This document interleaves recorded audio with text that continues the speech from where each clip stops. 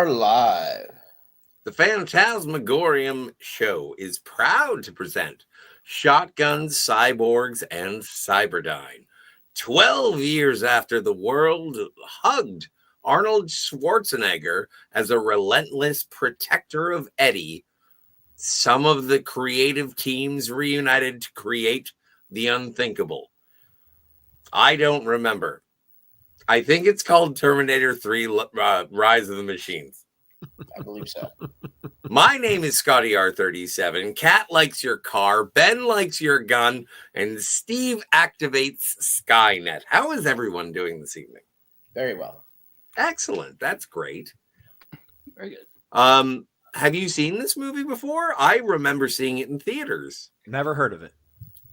I saw it for the first time Monday, July 14th, 2003, while on vacation in Arizona at an AMC. And back then, as like an almost 15-year-old, I liked it a lot more back then than I do now. Yes. Yeah. Well, I also saw it on opening day in 2003 as a John Mostow fan because I really liked U-571 because I was a Navy guy at the time. And I really liked the way he portrayed that movie. I was expecting big things. The movie just played it very, very safe. And it didn't really give you anything new with the exception of the ending, which I'm sure we'll get into. But I never hated it. I wanted more, but yeah. So it is interesting because we're doing these movies in order, just to see the quality drop off. Yeah. Between these movies, like one is an upstart indie movie, like, you know, off the beaten trail that became a phenomenon that created something that is, you know, culturally phenomenal. And then you basically get American Pie or some, like, you get something that is so studio and so. This is one of those first movies where I was like, this is not a film. This is a product. Oh, this one. Yeah. Yeah, it's kind of like when you go from Aliens, and then you jump to Alien Resurrection, where it's like, okay, there's some stunt casting there. We're trying to do something different, but we're not trying to do something different. Yeah. Alien Resurrection is better than Terminator 3. Ooh, that's a tough call. Yeah, well, I'm saying what I think. It does have, I think, more shock value in Resurrection than Terminator 3. And like there's a couple, I like the ensemble in Alien Resurrection more than the characters in Terminator 3. And yes, for sure. That underwater scene in the kitchen in Resurrection was pretty cool. I thought Brad Dourif Michael Wincott just makes everything better. Yeah, Michael Wincott does make everything better, and I was so upset even as a kid. That's probably the first thing I'd ever seen him in, and they killed him too early. Really cool. And then he goes, yeah. Like, they killed him way too early. Yeah. Welcome to our Terminator 3 conversation where we talk about how good Alien Resurrection is. I knew that was, well, you know, it's part of the conversation. I brought up the comparison of those films. So we're no, it's good. But that's the thing. Like, okay, so what happens in this film? And like, what? Basically, a new model Terminator TX, which for some reason is both a robot and the liquid. And it doesn't make any sense. It doesn't make any sense at all. It has come back in time to basically kill not only John Connor, but his second in command and future wife, Catherine Brewster, as well as his other lieutenants. And she succeeds at killing some of the lieutenants. I do like that they went back for more than just John Connor. Yeah. John is like a flame out drug addict who gets caught by Catherine stealing drugs from the vet. No, he's stealing motorcycle. He's stealing pet tranquilizers. Well, no, but he does that because he bailed on his motorcycle because he was trying not to hit a deer. And so he lays his motorcycle down, and so he needed medicine because he had busted his leg. Okay. Yeah. Yeah. Yeah, Right. that too. But I mean, everything about He's it. not a drug addict. He just knows how to get shit without having to pay for it. But everything about him suggests that he's kind of a loser still. I was like, I get that he's trying to lay low, but there's other ways you could do that. But anyway, Like what? we're not going to get into that right now. So we'll get into that in a All bit. Basically, they end up meeting. The Arnold Terminator comes back. There's a prolonged action sequence of car chases that are pretty cool. And they take off, and he basically says, I'm not the same Terminator you remember, so I don't have any of those memories, but I was sent back to help you because my model specifically was sent back as you'd be more trusting of me. It's like, how do you know? It's like, well, because I killed you. And then she reprogrammed me, which is why I have to accept her orders. And so they decide that they're going to go try and shut down Skynet because today's the day the Judgment Day is going to happen. He's like, but we stopped Judgment Day. Well, you only postponed it. You can't stop it. And meanwhile, the military base, we find out It that is inevitable. yeah, there's this computer virus which is infecting everything, and there's like two groups, schools of thought. One says turn on Skynet; it'll identify the virus and shut it down immediately. The other, which is Robert Brewster, the general's like, I don't know if this is really a safe idea. We're not really sure yet, but he ends up caving and turns on Skynet, and immediately they start losing control of all their communication systems, their computers, and everything.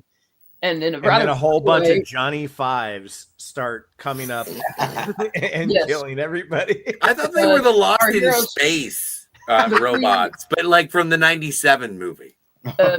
Catherine Brewster eventually accepts that all this insanity is real.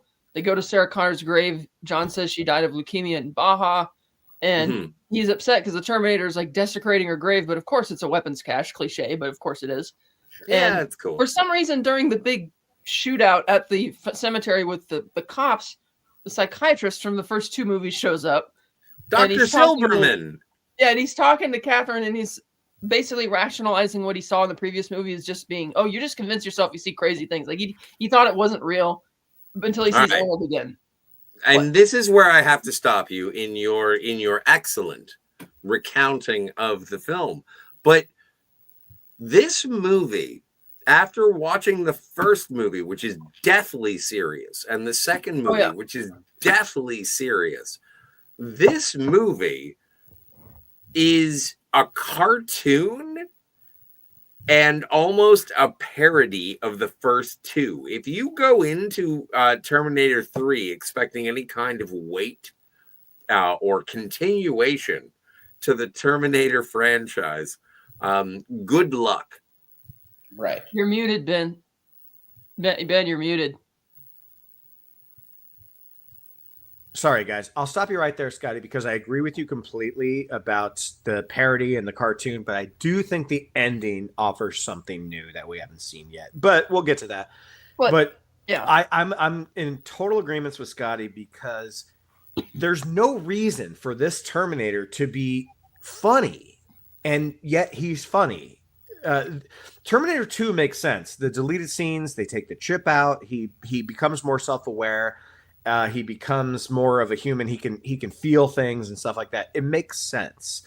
This one, like the Terminator is just like Dr. the Hand. Like he's already just goofy and he stays goofy the whole time. Like he's like, relax, like there's so many goofy scenes that don't make sense for what a Terminator should be like. Well, that's like tonally how different it is. It sets it up right from the beginning. Because in the first movie, he gets all his clothes from attacking those punks. Bill Paxton being on the street. Yeah. The second movie, he goes into a biker bar where it's shop. This third movie, he goes into a strip club and basically tells the guy in leather chaps and everything to take off his clothes, and they play it off as like a huge joke. And like, okay, tonally, they're telling you right up front that this is not. And no one has said talk to the hand, by the way. In 2003, I think the last time somebody said talk to the hand was like maybe 1996. Right. And so, so the psychiatrist sees all the chaos, sees the Arnold Terminator again, and he's like totally freaked out by it. The heroes take off, and they're going to take off to the mountains or something, but John's like, no, we have to stop Skynet if it's going to happen in 3 hours. So they insist on going to the base, and they never address how they get in. They just walk right into the base. No, they do. That's right. They just walk right in, and they're there. The TX is there too, trying to imitate. You're Robert. So right, Kat. They're just in there, like they're just in there, and then chaos breaks loose. The TX shoots Robert Brewster several times. he's able to live long enough to tell Oh them. no, wait! Don't say it like that. He gets shot in the chest He like does several times, four or times. 5 times, And you do have and then he's alive for He like still has another time half to an say, hour. like, I opened Pandora's box. Yeah, exactly. It's just like you got shot in the chest 4 You do have times, some cool early Terminator models, like the Flying Sentry one, and then the big one. Yeah. That Treads. stuff was great. That stuff was That that's stuff was fine. awesome. Was their wrecking shop through that? At one point, the TX defeats Arnold and reprograms him to target John instead of protecting him. Oh, that reminds me. The TX is like Inspector Gadget. Yeah, she can do. There's nothing that she doesn't have, Scotty. Like, she can drill into your mind and take a computer. And they even have They even really have a hokey sound effect where she has the finger that like change. It's like it's so like hokey. But that bathroom fight is legit though. Like when they're running through that's fine. They're running through the lower corridor with the big cable and the magnet turns on and she gets stuck to the magnet and it's like, okay, she's a robot, but then she's melting into like liquid against it. And it's like, what's happening? I don't really know. Sense. Yeah. And then she gets to cut into it, like incredible magnetic power that will not allow any metal to move. And then she releases a metal saw that can do whatever the hell it wants. Dude, forget about that, Scotty. She produces fire. It makes that doesn't make any sense either. Remember last week what they were doing? They're like, oh, you know what we should do? We should mix her with like the T1000 and blah blah blah. But it doesn't. You have to have it has to make sense at some. Remember last week you were saying it's like, why didn't the T1000 show up in clothes? Why did it have to be naked? Yeah, I said that. Yeah. Yeah, you did. There's no reason for it not to show up naked. There's no reason for it to show up naked. Exactly. There's no reason for Christina Loken. Yes, there is, Scotty. Oh, yes, really? Is it because of Satan? It's so we could see her curves and enjoy it. You know, it's so we can enjoy it. So we can enjoy it, Scotty. That's all. Yes. Arnold, they're basically are told they have to go to Crystal Peak, which is they believe that's where the system core is, that they could blow up CyberDyne with like 10 pounds of C4. This is where the movie gets interesting. Yeah. So then Arnold shows up and tries to stop them escaping in this simple private prop plane, which for some reason is on this military base in the hangar. But okay, he tries to stop them and warn them. Can just fly a plane, whatever. Yeah, he tries to warn them to get away. Exactly. No, and that's beautiful. It's so incredible. It's like, that's my dad's plane. I trained on it. And it's like, okay, so I guess we believe this. Yeah. So he warns them to try and get away, and John's trying to reason with him. He's like, I am a machine. I don't have feelings. I don't have desires or anything. And John says, well, what's your mission? And he's struggling because he's trying to fight the new programming. And he says, my mission is to protect John Connor. He says, you're about to fail that. You're about to fail that mission. Great line. You're about to fail that mission because he's got him in a chokehold. And then he manages to turn himself off, which is surprising because he's fighting it. So then the two of them take off in the little prop plane. Is this before or after the punching a minivan's hood tantrum? No, it's the same scene. It's the same scene. Yeah. Yeah, no, but that is one of the most hilarious, emotional outbursts I have ever seen. It is so overt. It is comical. Even though I understand what they're trying to do, it is still fucking hilarious. So it is almost parody. So they take off in the plane and they get to Crystal Peak, and it's clearly a nuclear fallout shelter for VIPs. Arnold turns himself back on and shows up in a Chinook, and then the TX shows up in like a small regular helicopter. They fight. Arnold holds open the blast doors long enough for the two of them to get inside, and he sacrifices himself by taking out the detonator chip and shoving it in her mouth and says, "You are terminated," and they both blow up. Well, you forgot one thing, Kat. When he goes in with the helicopter, he goes, "I'm back." Yes, right. I'm back. So the two of them are wandering around in the base, and they see that it is clearly not CyberDyne because it was actually cyberspace. Yeah. Once Skynet got into cyberspace, there's nothing you can do to stop it. So then all the nukes fire off, and you see everything getting destroyed, and John gives a monologue. And then you Yeah. start hearing the survivors already calling in relatively quickly saying, the Well, machine turned on us. you notice really quickly that the space they're in is all analog. There's Right. nothing. There's no like internet. There's no computers. It's all old Like, school. even when they first drove up to landed outside the entrance, and it's like a rundown. It's like, this is not where somebody's keeping a top secret massive computer system. But no, and I don't know. I don't know. I love the shit out of that twist that he goes, my mission was just to keep you safe, not to end all this right, stuff. because that's what she tells him, because John's totally baffled as to why there's nothing there, and she's like, well, because that's what's his mission, to make sure we live. I love that, and I think the ending of this movie really makes it a better movie because of it, you know. But well, not only that, but I also think it makes the next movie better as well. Yeah, it made sense that they led into the next movie. Yeah. Quote of the day: it has to make sense. Thank you. Yeah. But it's not a matter of making sense when it comes to this movie. It's that we had gone from time the travel height stories will never make sense. But right, and notice how that's something that none of the Terminator movies show us. Like even Terminator Salvation, I assumed that the plot of that movie was going to be about, we're going to see their side of how they got a hold of time travel to send things. No, because have you ever seen Genesis? That's a long time, but anyway, Skynet. It's like for instance, why does Skynet only ever send back one Terminator? Can't they send back several? Maybe not. No, but that's the logic questions. This is the weirdest thing about any of the Terminators. The first Terminator movie, Kyle Reese says it was a one-shot deal. We captured it, we sent us back, and we smashed the machine.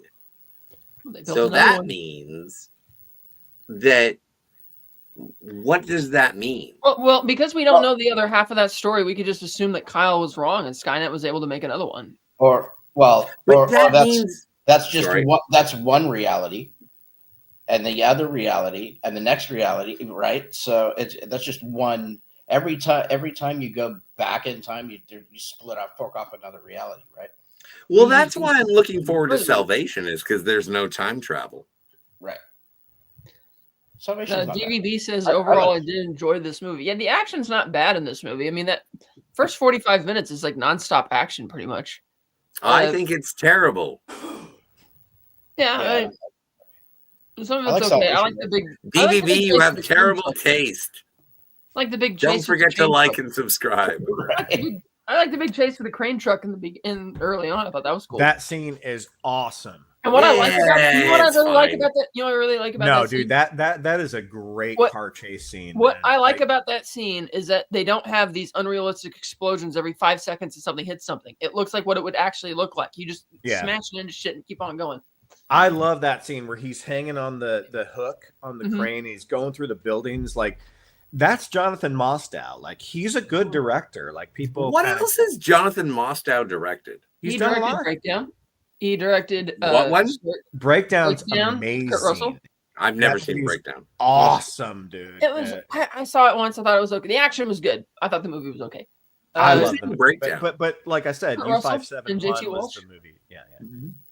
That was from 1997. Kurt Russell, J.T. Walsh, and Breakdown. Yeah, no, I remember. There was one of J.T. Walsh's final performances before he died. I love J.T. Walsh. J.T. Walsh is, rest his soul. I know, but no, U571, and he also directed U571 and also another Schwarzenegger movie from 2017 called The Hunter's Prayer, another action film. Yeah, but U571 is the movie that got him this gig, and I love it. I love his action style. I thought the action scenes they gave him, because he didn't write the movie. So he didn't, the movie was written very, very safe and lazy. No one's going to argue that. But when he gets those moments to showcase those action scenes, I remember in 2003, like that scene with the semi and like in the big crane truck, that shit was exciting. It was an exciting action scene, in my opinion anyway. But I felt it was empty. I felt that it was... No, that's fair. That's very fair. Yeah.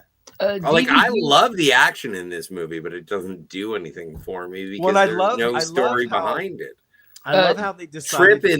Trip in the chat says, personally, I was a bit disappointed that Edward Furlong didn't reprise his role as John Connor.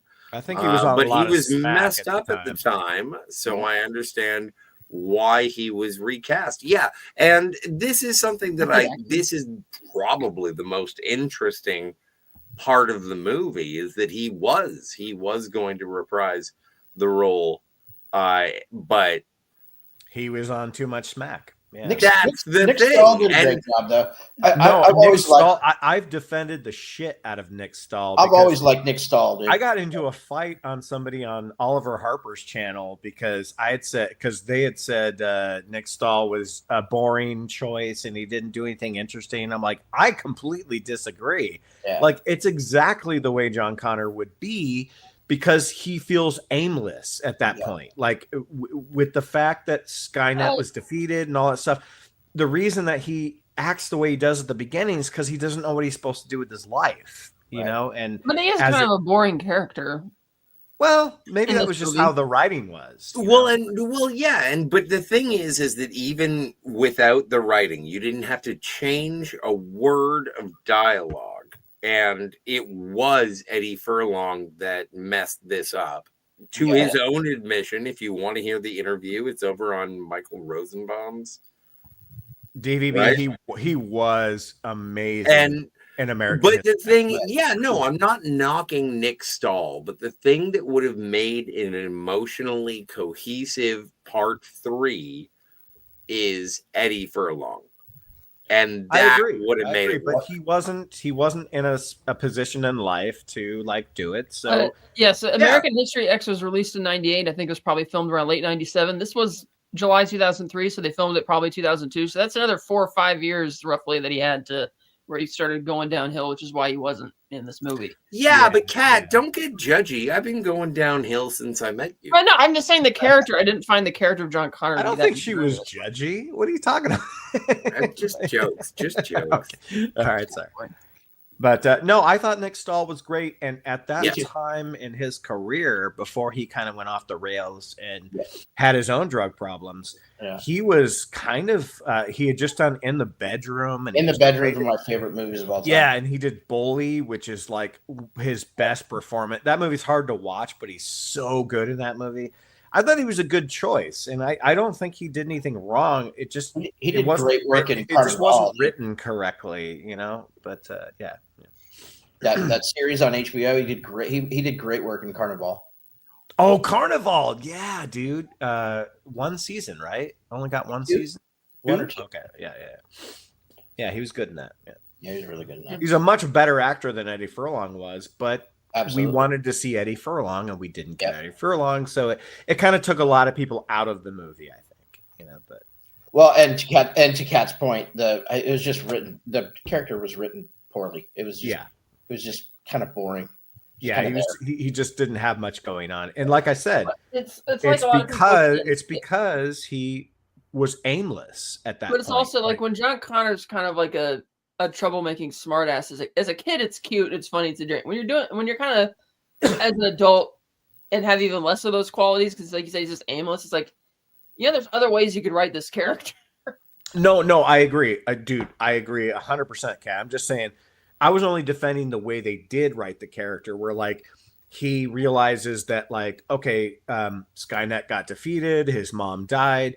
So now he's just sort of a wanderer, he played the part the way the way they wrote the part, right? Yeah, but the writing all together for the whole movie was poor. He's a guy who thought he was going to be the savior of humanity, and then they stopped that alternate reality from happening. So now he's just a guy, and he doesn't know. Oh my God, guys! What? Rise of the Machines is the last Jedi of Terminator movies. Everyone wants John Connor to be kick-ass in Terminator 3, but he's an exiled hobo. Well, he wouldn't be unless it was a movie set during the war. Then he wouldn't really I be don't the badass. Well, then you get your fucking Christian Bale who's I just know, way right? over I the can't top wait to and watch that movie. Screams and screeches every fucking line he delivers. in I'm that looking movie. forward to it. We'll get to that one next week. Yeah, sorry. we're doing well, that no, I'm next just week. bringing Don't it up get because it's no like, spoilers. well, there's a whole different take on a John Connor character. Yeah, but if I'm invited on the next one, I would love to talk about that one. Oh, you're always invited. Ladies and gentlemen, we'll start a poll. Is Ben invited? I just ended the poll. The answer is yes. Thank you. Mm-hmm. And yes, DVB said, yes, Kat. Great point. Edward Furlong's acting said, hasta la vista. Oh, wasn't he in like one like video drone? Well, he was in, dude, Edward Furlong was in, what was it? Oh, he was in Pet Pecker. Cemetery 2 or whatever. He was in John Waters' Pecker, which I haven't seen, but I do want to see John Waters' Pecker. Yeah, with Christina Ricci. I've seen that. Yeah. He did a lot of indie movies, which is probably explains why he became a junkie. You know, like he's still doing. But like, what is Nick Stahl been doing? I know he was that yellow bastard in Sin City. That's my favorite. Well, he also ended in 2012, I think it was. He went missing for a while, and there was this big. But it's not that he went missing; it's that one of his friends couldn't find him and just said, "Oh, he must be missing," and it was like 12 hours later. Drugged out. He was super drugged out. Yeah, he's been pretty active since. All during and through COVID and he was in The Walking Dead. He's been in some stuff. He's always great when he shows up, but his career's he's been doing a lot of TV stuff. Yeah, his career's derailed for sure as far as being like a mainstream guy, but he's always great when he's in something. I always liked Nick Stahl. Yeah, he was good in that Dead in the Water, I think it was called. That Walking Dead kind of spin-off. It's called Dead in the Water. Huh. I don't know that one. The Fear the Walking Dead story. Well, he was the kid in Mel Gibson's first directed movie, The Man Without a Face. Yep. He was fucking great in that movie. Yeah, I remember that man. He had no face. Anyway, but let's talk about Christina Loken. Is it Christina Loken? Yeah. Yeah. I saw her in Maxim. I thought, no, me too. Well, who didn't? But I thought she did her job well. I thought she was a great Terminator. A lot of people are like, she didn't have any menace. I'm like, I disagree. Like when her hand goes through the guy in the oh car, yeah, like, when she's in the back seat, and it's hard to live up to Robert Patrick's performance. Yes. And she is obviously taking reference from his performance, which is a great place to take reference from. And she was probably like, I don't get it. Why am I like summoning fire when I'm supposed to be liquid metal? She was probably thinking what we were thinking, like, this doesn't make any sense. I'm sure she got paid. Well, no, she definitely got paid. Yeah. So it doesn't matter. It's like, they're giving me a flamethrower arm. Have you guys seen the Arnold Schwarzenegger commentary where for T3 where he's talking about? I've played it several times on my channel. He's like, we didn't want a male Terminator, so we got the female Terminator, and I really wanted them to show her breasts. So her breasts, the fantastic breasts. like, he's literally saying that in the commentary. It's fucking great. I didn't feel that she was as much of a character as she was a plot device. Yeah, for sure. I thought T-1000 was more of a character. He had a lot more screen presence. She was just kind of, and she's not an actress, and you could tell. But that's she's a model. Yeah, she has no lines, nothing. Yeah, barely. But I haven't seen Terminator: Dark Fate. Yeah, it's good. I'm gonna have to watch it. Good. The story is shit. But the thing is that the Terminator in that movie seems to be just like it's an like angry MacGuffin. Fitch catalog. It's like, what is this? It's just like, oh, we have a machine that's gonna kill me. There, and that's the story. Well, that's what the entire franchise has become. It's like, okay, there's a person and a Terminator has to kill it, and then there has to be somebody to save it. It's like, that's why I really like Terminator Zero. I don't know if you guys watched that. I haven't watched that yet. You son of a bitch. Because it evolves the story. It keeps the continuity, but it shows different people, like throughout what's going on. I really liked it. Yeah, that would have been a cooler like story to take as a live action story. But I think another problem with this movie is that again they're repeating the Terminator 2 thing, where it's like, oh, that movie was wildly successful. It must mean we should retell the same story. It's like, no, the reason that was successful is because you've layered that and made it so different. Well, I mean, yes, beat for beat, it's like the same type of story, but you added so many other layers that made it unique and interesting. And it's like, and then you just repeated that here. You didn't really, except for the very end with Skynet taking over. Yeah. Then that's about the only thing that really separates it as being different. Otherwise, it's very much the same kind of thing, very derivative. It is. It's the exact same story. Yeah, this movie would have benefit if they took the ending and used that as the starting point of the movie. Yeah. Oh, yeah. I didn't even think of that. Yeah, you're right. Well, then they have to wait 50 years. Yes. Right. Well, no, I think that would have been really interesting. Yeah, that's a good idea. Like you have like John Connor. I mean, you can start off maybe the first act is just everything you see in Terminator 3, and then it moves to them in the bunker, and then it kind of softly moves into your that's a good idea, Steve. Yeah, that would have been interesting. Yeah. Wait. What if Sarah Connor gets John and Catherine Brewster to the bunker, and then Sarah has to be outside? That was the original plan, but while John goes with Kate. The original plan for T3 was for Sarah Connor to be a big part and then sacrifice herself, and she didn't want to be in it. Linda Hamilton, she didn't want to be in it. Before she even read a script, she's like, no, this story's done. And I agree with her. The story was done.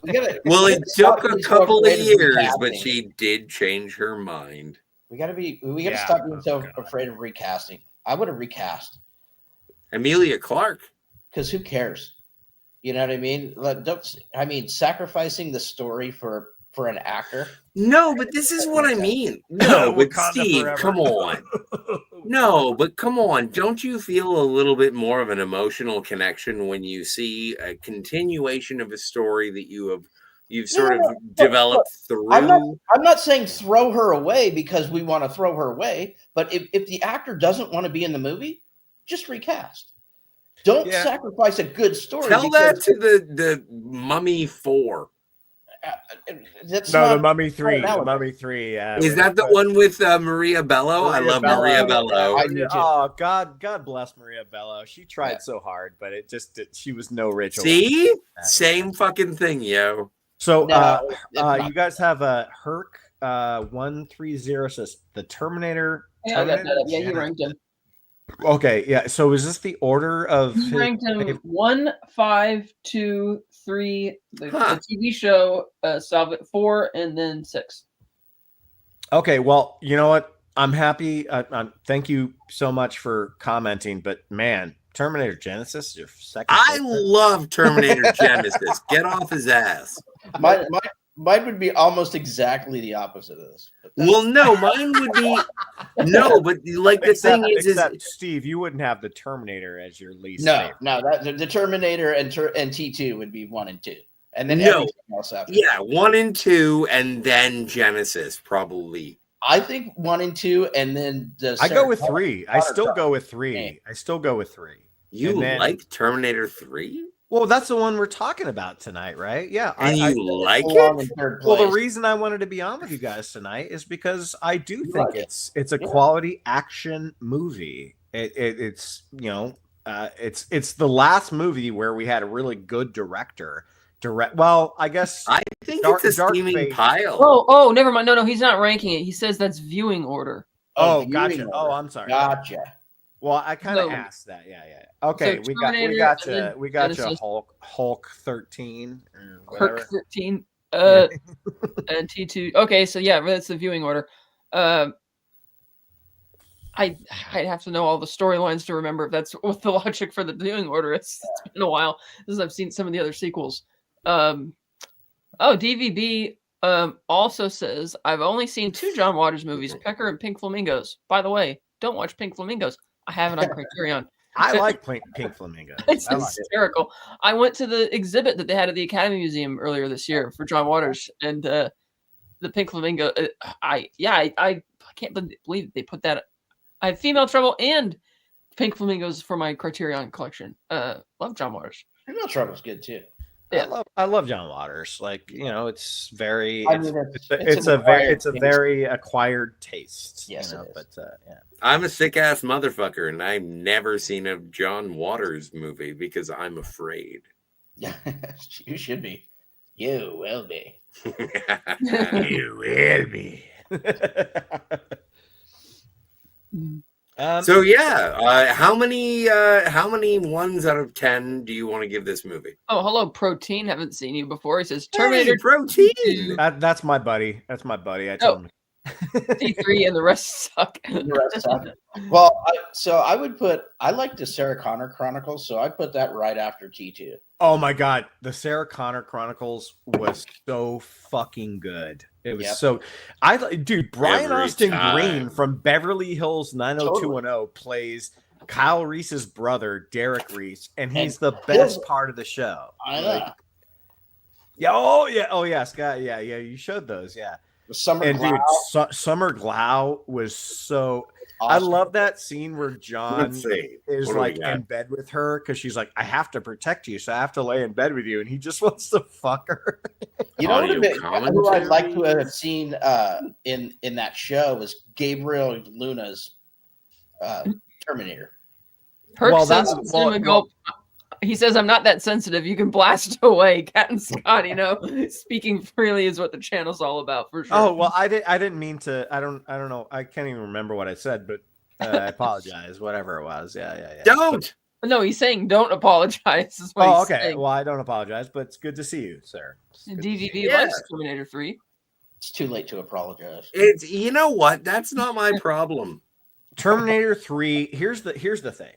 I'm never 3 gonna watch is this movie is ever a again. Carbon, No, it's a there's car- no reason to. Scotty, it's a carbon copy of 2, but thrown in more of like a comedic manner. But it's But exactly. With a little bit more. Well, no, and it doesn't have. I the wouldn't James say it's a Cameron- carbon copy of 2. Well, no, I but it wouldn't doesn't even have say the that. James Cameron blues. Like James Cameron loves his blue light. He always uses blue light, and it shines through everything he does. This one, Jonathan Mostow was like, okay, well, I don't really have a color palette that goes with my aesthetic, so whatever. I'm gonna go to my strengths, and I'm gonna like take this fucking mishmash of a script, and I'm gonna make fun action scenes, and that's what he did. And despite this being basically the same movie again, where it's like, oh, here's another Terminator, blah blah blah. They did take some risks. They did in certain elements. They did take some risks. You have like Christina Loken, Kristana Loken, yeah. Christina Loken, like, just like acting as like her fiance's, other fiance or whatever, and like murdering him, and it's like, wow, that's pretty dark. It's pretty dark the way like she just kills him, and then Yeah, but it was shot like an episode of Family Matters. No, I'm not going to argue with you on that. No, yeah, not at all. But Yeah, I just think there's moments. All of a sudden, and there was I do love blood that. on a fucking Scotty, picture frame, and I was I like, do "Ooh, love that. His scary." character name is Scott Peterson. I I know, I and do you know love what? the I toilet. didn't like the fact that the only Scott in this movie got killed. I do love the toilet fight. The toilet fight is awesome. Where he pulls up. It's fine. It's awesome. It's an But awesome. you compare it to True Lies, which is a better toilet fight. Well, that's my favorite action movie of all time. So I can't Yeah, compare so it. and that's the weird thing is that when you go to Terminator 3 and you see something that you already saw in True Lies, like I don't know. I'm thinking of a different Arnold Schwarzenegger movie while I'm watching a Terminator movie. In True Lies, he does not swing the bathroom thing at him. He just goes, cool off. Yeah, well. But I know what you mean, though. Yeah. But no, is Terminator 3 better than Batman and Robin? My point is there's a lot of fun stuff in Terminator 3. Is it a great Terminator movie? No. Like it basically retreads everything we've already seen. Catherine Brewster is just like a ridiculous character that I like Claire Danes. They made her more important when they brought her in the second one, even though they recasted her for some reason. But I also enjoy a thicker redhead. So thank you, Bryce Dallas Howard. Thank you, DVB. Anyway, that's all I got to say. There's moments that make this movie very enjoyable to watch, but Kirk says he loves Shirley Manson's Terminator. Yeah, she's in season 2. She's the one that's like John Henry. Yeah, the lead singer of Garbage is a big part of season 2. Yeah. That's her band is Garbage. I was very disappointed when they canceled that show. Yeah, me too. Well, and it ends on a cliffhanger. It ends on a cliffhanger that really only needed one more episode. Right. One more episode to complete it, and they didn't do it. Oh, yeah. DVB says John Waters movies are cool. He just found Pink Flamingos to be incredibly disturbing. Right up Scott's alley. Yeah, totally. I don't know. I don't want to make a binary, but I think there are two kinds of people in the world. There are people who like John Waters to a weird level. And I think that there are people who like David Lynch to a weird level. Mm-hmm. I like both. Yeah. Well, you are Jesus.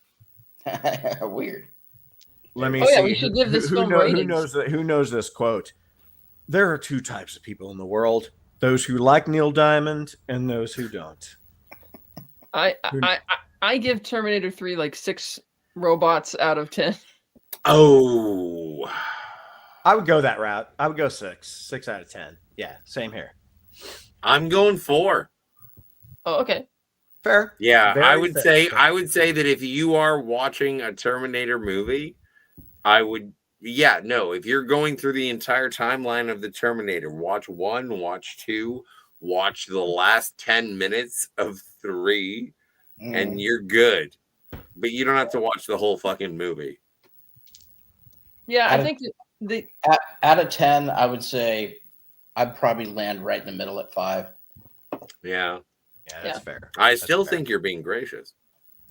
I'd say that the TX didn't need all the liquid aspect of it because it already had the way the machine. It's not just a really rusty type cyborg like the original Terminator. Like it could grows all kinds of weapons. Just let it be that. 100%. You don't need. Yeah, you didn't need that element to it, and it didn't add anything to the story. Like she could have easily just gone into the ex-boyfriend or the boyfriend's place and not, been him or whatever. Like there's so many ways you could have made that where she doesn't she doesn't mimic the person. That was so she doesn't have to mimic them. If the other 3 could just walk into a top secret military base. That's what I'm saying. Yeah, no, and it doesn't make sense that you would have a liquid metal skeleton over this like body that can do makes no sense. I remember there was a deleted scene that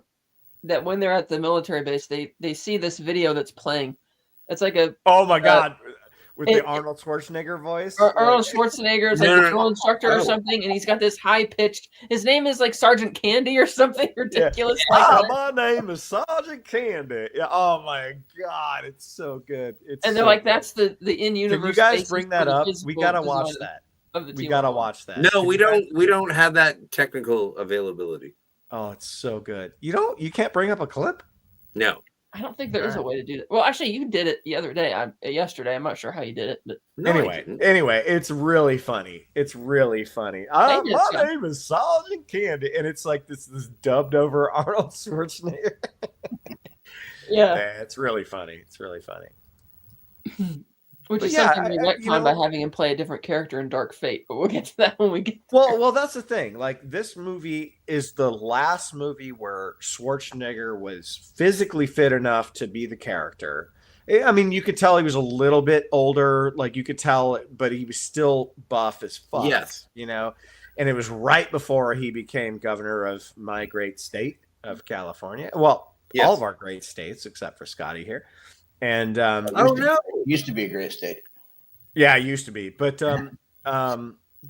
he was still capable of playing that character. I just wish that they didn't write it to where he has this sense of humor that doesn't make sense because he didn't earn that, you know, like the way he did in part 2, you know. But anyway, my distaste for the film is because I find it too humorous.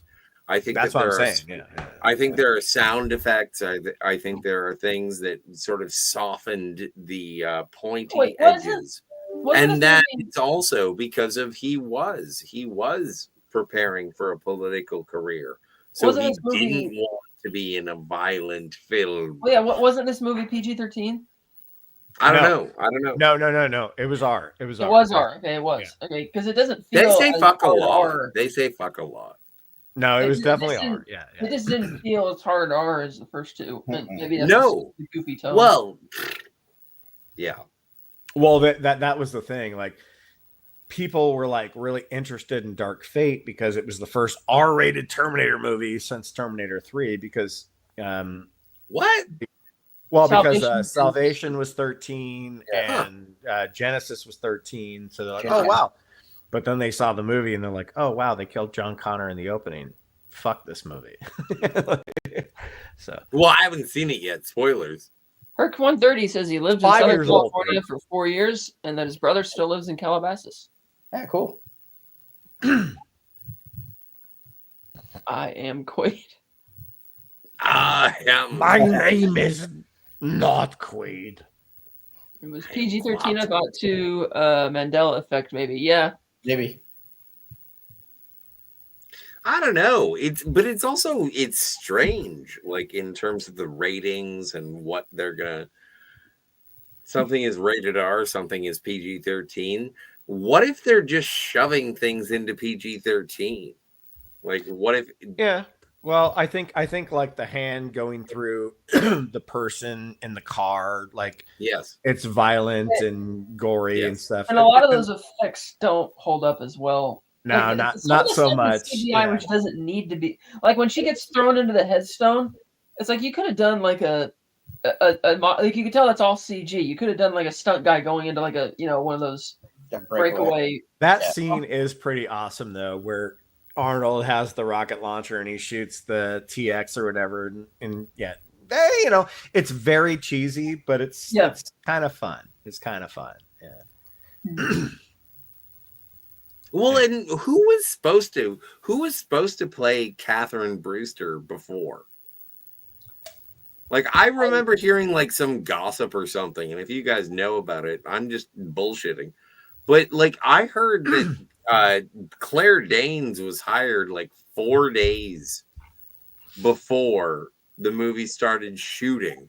I didn't know that. But I don't know. It was Sophia Bush.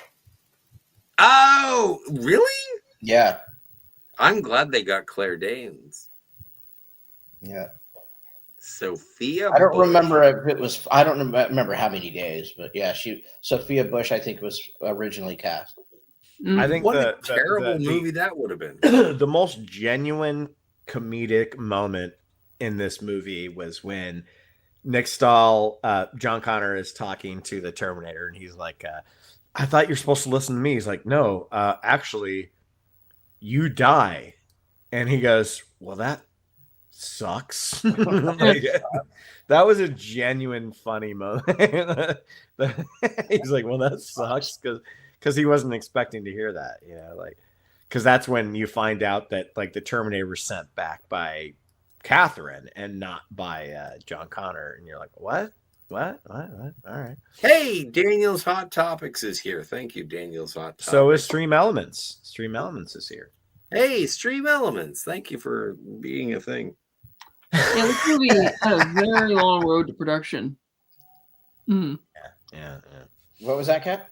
This movie had a very long, tumultuous road to production, and Schwarzenegger even kept nagging James Cameron to do it, and he just wouldn't do it. He's like, no, the story's done. Yes. Agreed. Okay, yeah, James Cameron's quoted as saying, I just felt as a filmmaker, maybe I've gone beyond it. I really wasn't that interested. I felt like I told the story I wanted to tell. I suppose I could have pursued it more aggressively and gone to the mat for it, but I felt like I was laboring in someone else's house to an extent because I had sold the rights very early on. Yet he tells people that Terminator Genesis is a good movie. But then he gives Terminator Schwarzenegger advice Genesis is saying, a good movie. But then he told Schwarzenegger, if they come up with a good script and pay you a lot of money, don't think twice. Just do Yeah. it, you know? Well, it's kind of the same thing that John Carpenter says. He's like, I keep hearing people are remaking my movies, and I put out my palm and I allow them to put silver upon it. Right. I mean, at the end of the day, we're all capitalists, right? Well, except for the commies. Hey, Phantom Organist. Good to see you, Bernie. So, yeah, no, most, 4. You got 5. Ben, you and Kat have 6s, right? Yeah. All right. Well, I don't want to keep anybody extra just to shit on something that I hate, and I don't think anybody's going to change anybody's mind. So you want to make this an hour long? Because Salvation, My Stars, is going to be a fun one. Yeah. Because I haven't watched that, so I have to wait till next week. It's been a long time since I've seen it. I should say. Are we doing this as a Boxing Day spectacular? See Salvation? I guess so. Yeah. I mean, I'm not going out of town, so I'll be around. Benjamin? Yeah, for sure. Salvation's a very interesting movie to talk about. So yeah. Yeah, but do you want to do it on Boxing Day? I like that movie. I like it a lot more than this one. So what is Boxing Day? It's the holiday. The 26th of December. Yeah, I'll be around. I got a week off, so I'll be around. Yeah. Sweet. Good. Steven? I'll be here. All right. Salvation like for all of us. I like Salvation, so we'll have a fun talk. Oh, it's gonna be crazy. It's gonna be that's where shit finally changes. For better or worse. Next time, let's talk about the James Gunn DCU Superman trailer. Well, that won't be on the Salvation show because that's a Terminator. This is a Terminator series right now. You guys, before we leave, do you guys want to talk about the trailer? Right. Hey, Deniable Plausibility. Nice to see you here. Hey, DP. Do you guys want to talk about the trailer before we leave, or no? Yeah, let's do that. All right. Can I have a cigarette? Sure. Yeah. You guys talk about it. So, this is the first thing I'll say. When Ernesto and I reviewed the 2 Gladiator movies the other day, we were talking about how, or at least I was mentioning that, Paul Mescal just doesn't have what Russell Crowe had. No, like he has no charisma. Yeah. Like you could imagine that you would want to follow a guy like Maximus into war. Like he's a guy who's doesn't take any convincing. Watching this trailer, I had that feeling when Henry Cavill was Superman in the first trailer. It's like, yeah, he's Superman. I could feel it. I didn't feel it for this guy watching it. It's like, yeah, he kind of looks the part, a little skinny, but for some reason, I just wasn't feeling that same charisma, that same magic that I felt with Cavill in his first trailer. It might be, not saying the movie's going to be bad. It might be different. Yeah. I'm 100% with you. If they had made a movie with this kind of tone, well, we've only seen a trailer. I mean, not even a trailer, a teaser. But if they had made a Henry Cavill Superman with this kind of tease, like with this tone, with this tone, I think because he can be very inspirational. The problem is he was in movies where the writers wanted him to be dour and boring. Exactly. So, and I love Man of Steel, by the way. I'm a Man of Steel is great. I love that. Movie. It's fine. But it's not hopeful. And Superman is a beacon of hope. He's he is. I don't think we've seen enough of this dude yet to like say if he's good or bad as Superman. No, we haven't. I do think that I think the one scene that people are making fun of is him as Clark Kent with the crazy hair. Yeah. I think that's him from the way the scene is shot. It's him not being like he's late for something, so he doesn't get not to. only that, you can tell he's got a goofy walk that he puts on, which I think is awesome. Because it's not one of these. It's not, hey, I'm Clark Kent, now I'm Superman, now I'm Clark Kent. No, he has a different look. So it's a whole persona instead of just the glasses. Well, they pointed that out in the trailer too, because you see him without his glasses on when he's with Lois. Yeah. So I like that aspect of it. I think there's a lot of stuff. I thought the trailer was awesome. Yeah, I think there's a lot of stuff. Love the music. There's a lot of stuff to be excited about. For sure. I like the tone. I like the hopeful kind of tone that we're getting. I like the fact that it's not an origin story again. As a collector of Superboy comics as a child, I love Crypto. Crypto, yeah. Awesome. I know a lot of normies are going to be like, what the fuck is this? But like Crypto was a huge part of the Superboy comics. Like I love Crypto and I love the way they showed him. And I don't think it's going to be a huge part. As I don't think a lot of like everyone's like, oh, there's so many characters, blah, blah, blah. I don't think a lot of them are going to have much to do. Yeah. I think it's James Gunn says this is a standalone Superman movie. And I think that's what it's going to be. There's just going to be other people in it for small amounts of time. But yeah, and it looked to me, what I got from this, the trailer was, this is going to be the first. All this will happen in the first 15 to 30 minutes of the movie. Looks like the team is there, right? They had to fight this big kaiju. Yeah, that thing. Yeah, right? I was like, what the fuck is that? and it demolished the city, made him, and so people started turning on him, right? And that's when like Ultraman comes. You can see Ultraman, him and Ultraman in the baseball stadium. Ultraman, and you see Hot Girl. You see Hot They're all wearing the same. They're all wearing the same uniform. Yeah, so they arrest I think Superman. It's going to be Justice League International. It's all that kind of thing. So I think a lot of that is going to happen all in the Mr. Terrific and Hawk Girl and all that will happen in the first act of the movie, and then I 100% agree with that. That one Green Lantern guy looked unbelievably stupid. Dude, Guy Gardner. But he looks exactly like the comic book though. I've never liked Guy Gardner anyways. But so I'm glad they actually went comic book accurate with that. Yeah, but they should have made Nathan Fillion. He should have been Hal Jordan. He should have been Hal Jordan. Yeah. I mean, sure. But no, I agree. That scene is so funny. Like you just see like the guy with the ring. You're like, what's with that fucking bowl cut? Right. Yeah, I noticed they call it Luthor Corp instead of LexCorp. Yeah, that's what it was called early on in the comics. Yeah. Before, it was called Luthor Corp first, and I think Nicholas Hoult looks amazing as.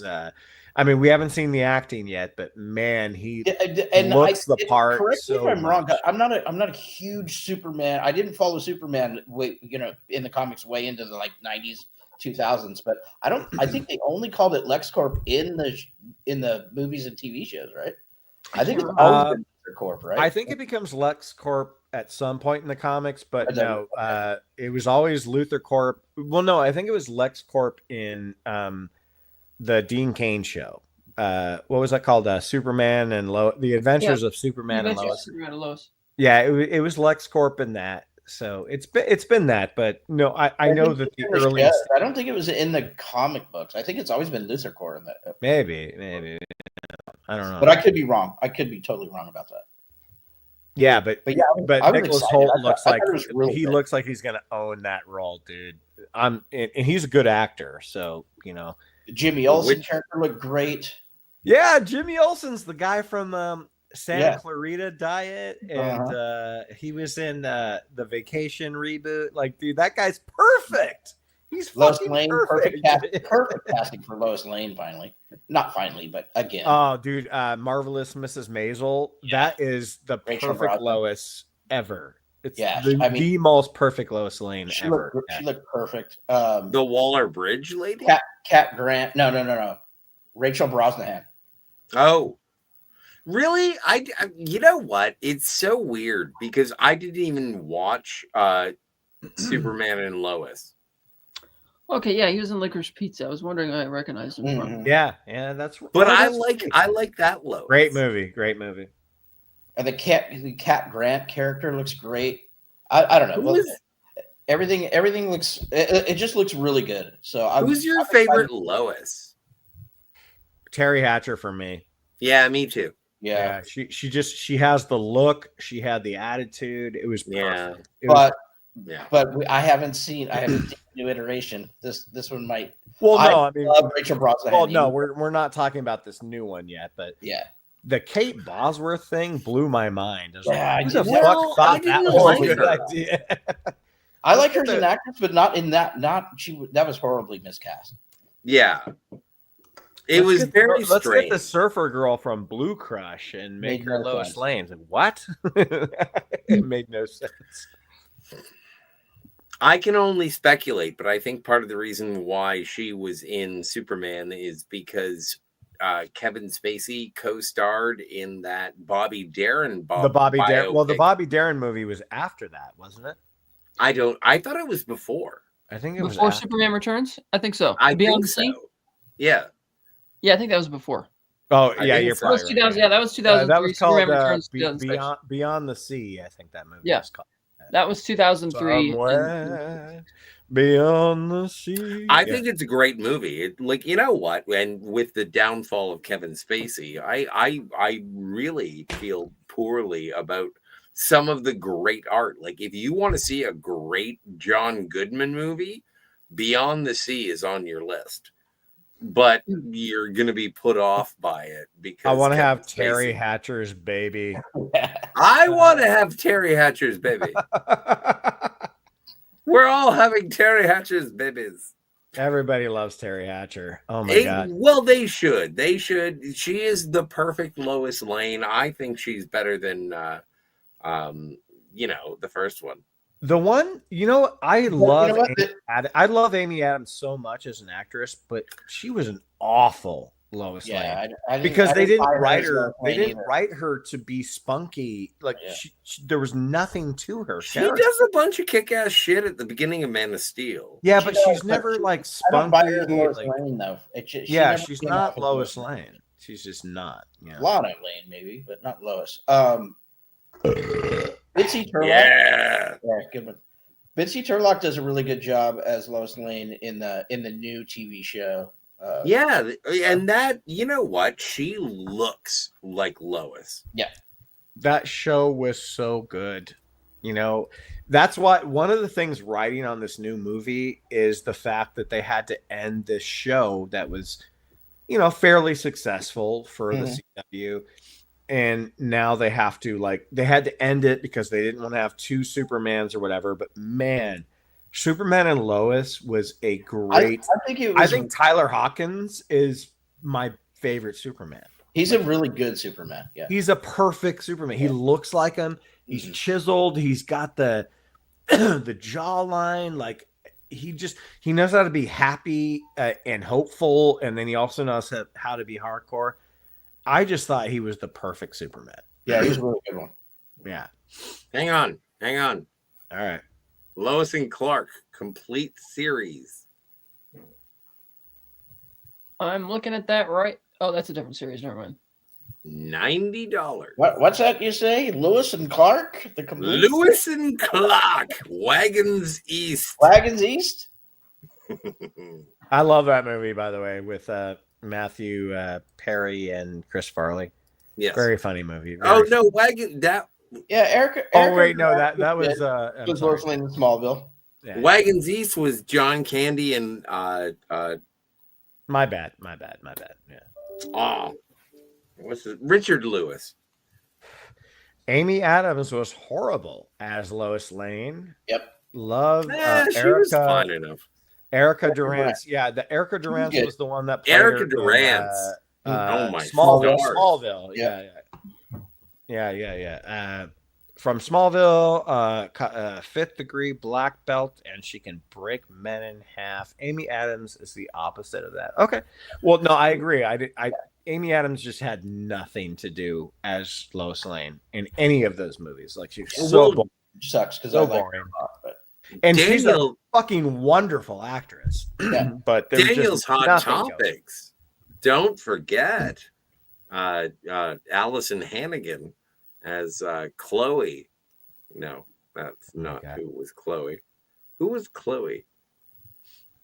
Allison Hannigan from Buffy? No, but on Smallville, who was Chloe? She was part of a sex cult. Yeah, I can't remember her name. God damn it. Allison. I never Mack. watched Allison Mack. There you are. Anyway, bless her family.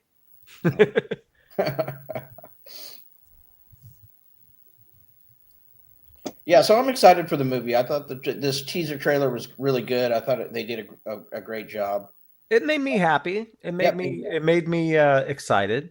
You know, Look, Robert Meyer Burnett, our buddy, well, some of Friend our of the channel. He did a really great thing the night before the trailer came out on his Robservation show, and it actually got me much more excited for the movie itself. And then when I saw the trailer, I was like, okay, I get it. Like I'm not going to shit on this trailer. It looks great. Look, it was, and I'm just repeating what others have said all day long, and probably all for months. But everything is riding not only on this trailer, most important teaser trailer of the year, and everything's riding for DC on this movie being good. It doesn't have to make $1 billion. It doesn't even have to make a ton of money. It just has to be really good. It's launching a cinematic universe. It's got to be better than Black Adam. It's got to be, it's got to be at least 3 Black Adams. Is that the exchange rate now? Yeah, at least 3 Black Adams. I know, but and I have a soft spot, or I have a steel spot for every. Hello, pussy galore. Cookie. She's been whining at me. She wants to get on camera. Hi, baby. All right. Sorry, guys. Scene stealer, she is. Yes. Yeah. Oh, Cookie doesn't have to apologize. Cookie's Oh, there you go. I'm not allowed to speak for the cats. Love you, baby. I forgot what I was saying. Yeah, I know. Cat does that. It probably wasn't that important. True. Oh, she's not in prison anymore. I just looked it up. Who? Allison Mack. On probation. Oh, now. she's well. I'm glad she's well. It's funny because I was in Vancouver when was the Olympics? Like 2010. So I was there, and she was filming or something, and I was in the same coffee shop as Allison Mack. And I've always had a little bit of resentment because afterwards I found out, and we had a mild interaction. I was like, hey, how are you? I recognized her, but I didn't know who she was. And so it was innocent. But she was definitely recruiting for the sex cult at that time, right? Exactly. And I felt like, after I found out that she was recruiting for the sex cult, I was like, why didn't she try to recruit me? I would have been so good. Because I don't think Keith Raniere is gay. Well, neither am I. Right, but that's why they were recruiting him for him. So that's why you're not getting a phone call. Oh, right. No. Would you blow a dude? No. Then you're not in the sex cult. Okay. Then you just answered your own question. That's why you didn't get All right. I'm glad we could talk this out. Thank you for the therapy. But she is being sued along with other defendants for a lot of money for all the things that they did by at least 80 different people. Anyway. Yeah, but what if Allison Mack got me? Like we did a bunch of sex stuff. And then she was like, now you have to go and deal with the cult leader. Yeah. And I would be like, well, on the plus side, I had a bunch of sex stuff with Allison Mack. I don't think that's how they recruit. I don't know how this works. Have you ever had a sex cult? Back to the topic at hand. Yes. Terminator 3, Rise of the Machines. Well, we were talking about Superman. I'm probably going to watch Superman Returns after this because I've never seen it. Oh, really? Okay. The one with Kevin Spacey? Yeah, I haven't seen that one. Yeah, it's all right. it's not bad. I've heard a lot I of good really things. enjoyed Great, it. though. It's not great though, but it's not. It's bad. not great, but it's not bad. And it's I not, actually I like Brandon Routh as Superman. It's Me too. It's all the other characters in that movie don't work. And it's also not, everybody talks about how long it is, but the first one's like 2 hours 24 minutes according to this app. Yeah, Hmm. yeah, but And you this one's don't only notice 2:35. when a good movie is long. Yeah. That's true. So anything else we gotta say? Is Ben coming back?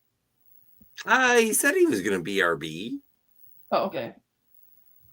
but it is our channel. We can do whatever we want, really. BRB, yeah. Oh, So don't next- forget to like and week, subscribe.